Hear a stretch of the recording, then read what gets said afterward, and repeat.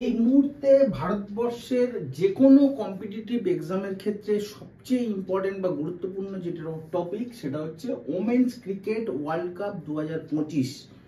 ক্লাসের শুরুতে একটা কথা বলে রাখি, সেটা হচ্ছে এখান থেকে তো কোশ্চেন তুমি ডেফিনেটলি পাবেই যে কোনো কম্পিটিটিভ এক্সামে। আর 2 নম্বর, আজকে যে ক্লাসটা করাচ্ছি এর বাইরে পাবে না। তাহলে দুটো জিনিস কি হলো, যে কোশ্চেন তুমি ডেফিনেটলি পাবে আর এই ক্লাসের বাইরে পাবে না। তো একটু ক্লাসটা মন দিয়ে দেখতে হবে, অনেক ডেপথে গিয়ে আমরা আলোচনা করব, তবে আবারও বলছি এর বাইরে পাবে না। তো চলো শুরু করা যাক। এডিশন, এই যে ওমেন্স ক্রিকেট ওয়ার্ল্ড কাপটা হয়ে গেল, এটা কততম? সেটা হচ্ছে 13th এডিশন। এবং এটা মনে রাখতে হবে যে ওমেন্স ক্রিকেট ওয়ার্ল্ড কাপ যেটা হয়ে থাকে অনুষ্ঠিত, সেটা কিন্তু প্রতি 4 বছর অন্তরে, এভরি 4 ইয়ার। তাহলে 13th এডিশন এবং প্রতি 4 বছর অন্তরে এটা অনুষ্ঠিত হয়ে থাকে। এর ফরম্যাটটা কি হলো, সেটা হচ্ছে ওয়ান ডে ইন্টারন্যাশনাল। দেখো এখন অনেক ক্রিকেটের ফরম্যাট বেরিয়ে গেছে, টি20 হোক বা টেস্ট হোক, বাট এটা কিন্তু ওয়ান ডে ইন্টারন্যাশনাল। 50 ওভারের খেলা ছিল এই মেয়েদের ওয়ার্ল্ড কাপটা। এবং হোস্ট কান্ট্রি, কোন দুটো দেশ এই ওয়ার্ল্ড কাপটাকে আয়োজন করলো, সেটা হচ্ছে ইন্ডিয়া এবং শ্রীলঙ্কা। দুটো দেশ যুগ্মভাবে এটার আয়োজনের দায়িত্বে ছিল। এবং টোটাল নাম্বার অফ টিম, মানে কতগুলো দেশ এই খেলাটায় পার্টিসিপেট করলো, সেটা হচ্ছে 8টা। তো এইরকম ভাবে আমরা আস্তে আস্তে ভিতরে ঢুকবো, আরো ডেপথে জানবো। বাট বারবার বলছি, কোশ্চেন তুমি এই টপিক থেকে ডেফিনেটলি পাবে যে কোনো কম্পিটিটিভ এক্সাম। দেখো 8টা দেশ যে খেললো বিশ্বকাপটা, সেই 8টা দেশের ক্যাপ্টেনের নাম তোমার নাম মনে রাখলেও চলবে, বাট যে দুটো দেশের নাম এবং ক্যাপ্টেনের নাম অবশ্যই করে তোমাকে মনে রাখতে হবে, সে দুটো হচ্ছে ইন্ডিয়া, হরমনপ্রীত কাউর, ইন্ডিয়ার মহিলা দলের যিনি ক্যাপ্টেন্সি করলেন, এবং সাউথ আফ্রিকা দলের হচ্ছে লৌরা উলফভার্ট। এই দুটো ক্যাপ্টেনের নাম কিন্তু মনে রাখতে হবে তোমার পরীক্ষার জন্য। তো এই পেজটা কিন্তু পিওরলি কারেন্ট অ্যাফেয়ার্স, এখান থেকে কিন্তু কোশ্চেন তুমি এক্সপেক্ট করতেই পারো, মানে এই পেজ থেকে। তো দেখো উইনারের নাম, মানে এই যে খেলাটা হয়ে গেল তার যে জয়ী দল সেটা হচ্ছে ভারত। এবং ভারত কিন্তু তার এই ওমেন্স ক্রিকেট ওয়ার্ল্ড কাপের হিস্ট্রিতে ফার্স্ট টাইম কিন্তু এই কাপটা জিতলো। দীর্ঘ 47 বছরের যে ইতিহাস এই খেলার, তার কিন্তু উইনারের টিম হলো ভারতবর্ষ, এবং সেটা কিন্তু প্রথমবারের জন্য। এবং ভারতবর্ষ কাকে হারিয়ে এই বিশ্বকাপটা জিতলো, সেটা হচ্ছে সাউথ আফ্রিকাকে হারিয়ে।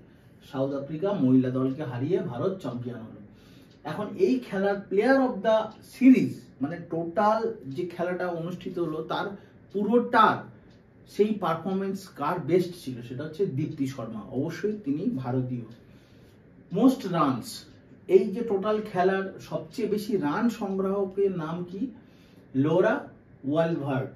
একটু আগেই বললাম লৌরা ওয়ালভার্ট হচ্ছে সাউথ আফ্রিকা দলের ক্যাপ্টেন, এবং তিনি কত রান টোটাল করলেন? 571 রান। এটা না মনে রাখলেও চলবে, এখান থেকে কোশ্চেন নামও আসতে পারে, রানটা এসেন্সিয়াল না। মোস্ট উইকেট টেকার, মানে সবচেয়ে বেশি উইকেট কে নিলেন? তিনি হচ্ছেন দীপ্তি শর্মা। আবার সেই দীপ্তি শর্মা যিনি প্লেয়ার অফ দ্য সিরিজ ঘোষণা হয়েছে, এবং তিনি কটা উইকেট নিয়েছেন? 22টা। তো এই 22, 571 এগুলো না মনে রাখলেও চলবে, এগুলো পরীক্ষায় আসবে না।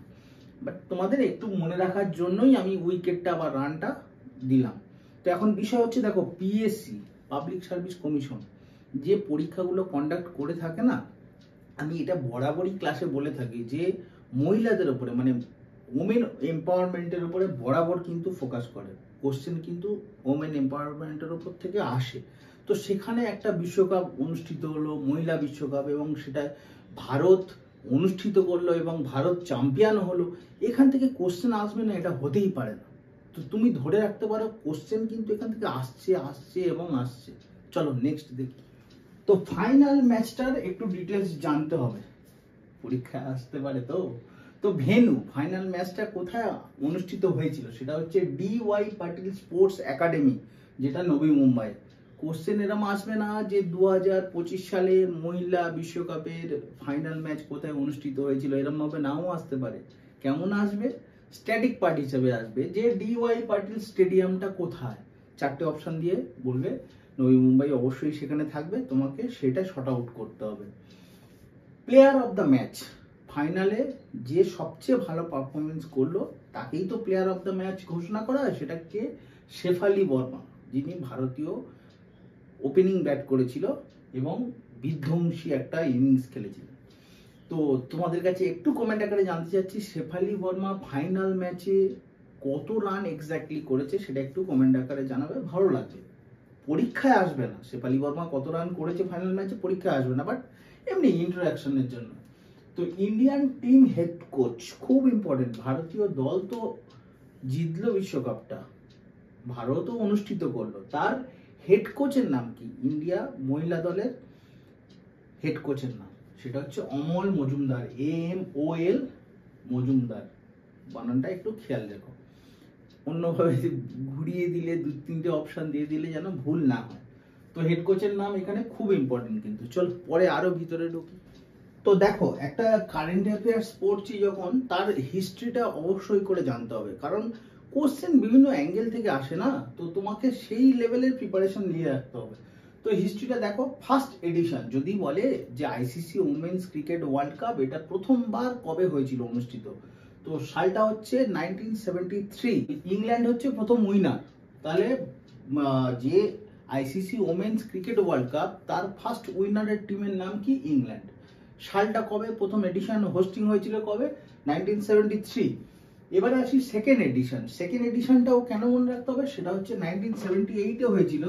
বাট এখানে কিন্তু অস্ট্রেলিয়া জিতলেও এর ইম্পর্টেন্সটা হচ্ছে ইন্ডিয়া প্রথম কন্ডাক্ট করে বা হোস্টিং করে। তাহলে ভারতবর্ষ প্রথমবারের জন্য ICC women's cricket world cup কত সালে কন্ডাক্ট করেছিল?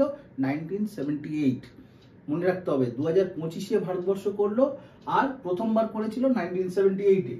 এবং এটা আমি খুব ইম্পর্টেন্ট দিয়ে রাখবো যে Australia won a record 7 Times.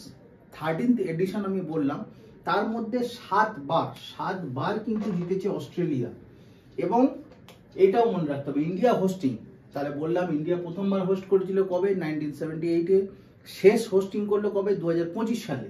এবং এই দুটো মিলিয়ে আরো দুটো আছে, সেই টোটাল 4 বার ভারতবর্ষ আজ পর্যন্ত 4 বার এই ক্রিকেট ইভেন্টটাকে কন্ডাক্ট করেছে। মনে রাখতে হবে কিন্তু এইভাবে। এখন 7 আর 1-এ 8, ভারত একবার চ্যাম্পিয়ন হলো 2025-এ, অস্ট্রেলিয়া এর আগে 7 বার চ্যাম্পিয়ন হয়েছে, তাহলে 8 বার। তাহলে আর যে বাকি 5 বার কোন কোন দেশ চ্যাম্পিয়ন, পরীক্ষা আসবে না, শুধু তোমাদের নলেজের জন্য একটু কমেন্ট করো যে অস্ট্রেলিয়া তো 7 বার জিতলো, ভারত 1 বার জিতলো, বাকি 5 বার কোন কোন দেশ জিতলো সেটা তোমরা একটু কমেন্ট বক্সে জানিও। দেখো, পুরো ইভেন্টটাকে কন্ডাক্ট করলো ইন্টারন্যাশনাল ক্রিকেট কাউন্সিল বা আইসিসি। একটা খেলার যখন এইরকম একটা সংস্থা পুরো কন্ডাক্ট করে থাকে, তো সেই সংস্থার সম্বন্ধেও তোমাকে জানতে হবে অল্প বিস্তর। তো যদি বলে আইসিসি কবে এস্টাবলিশড হয়েছিল, 15th জুন 1909। 1909 সালের 15ই জুনে কোনটা প্রতিষ্ঠিত হয়েছিল? আইসিসি। এখন আইসিসির হেডকোয়ার্টার কোথায়? আইসিসি হেডকোয়ার্টার হচ্ছে দুবাইতে। এই মুহূর্তে দাঁড়িয়ে আইসিসি চেয়ারম্যানের নাম জয় সাহা এবং সিইও হচ্ছে সঞ্জোগ গুপ্তা। খুব ইম্পর্টেন্ট এই দুটো, বিশেষ করে চেয়ারম্যানের নাম এবং সিইওর নাম। তো দ্যাটস ইট, আজকের ক্লাস এইটুকুই। আবারও বলছি, এর বাইরে পরীক্ষায় কোশ্চেন আসবে না, বাট এর মধ্যে থেকে কোশ্চেন কিন্তু পরীক্ষায় আসতে চলেছে। বিভিন্ন পরীক্ষায় তুমি যাই কম্পিটিটিভ এক্সাম দাও না কেন, সেখানে কিন্তু এই ওরিয়েন্টেড কোশ্চেন তুমি পাবে। তো চলো, ভালো করে পড়াশোনা করো। আর যারা পিএসসি ক্লার্কশিপ দিচ্ছ তাদেরও বলে রাখি, তোমরা তো ক্লার্কশিপে থামবে না, তোমরা তো আরো অনেক পরীক্ষা দেবে, বিসিএস, ইউপিএসসি, মিসলেনিয়াস এই টাইপেরও তো, বা রেল, এই পরীক্ষাগুলোও তো তোমরা দেবে আগামী দিনে। তো বলবো, দেখো, মেন্সের প্রিপারেশন তোমাদের যেমন চলছে চলুক, এই নিয়ে কোনো অসুবিধা নেই, বাট সাথে সাথে কিন্তু অন্যান্য ক্লাসগুলোও ফলো করতে থাকো। মনে রাখবে, এটা তোমার কিন্তু শেষ জার্নি না, এরপরেও তোমাকে অনেকটা এগোতে হবে। তো চলো, সবাই ভালো থেকো।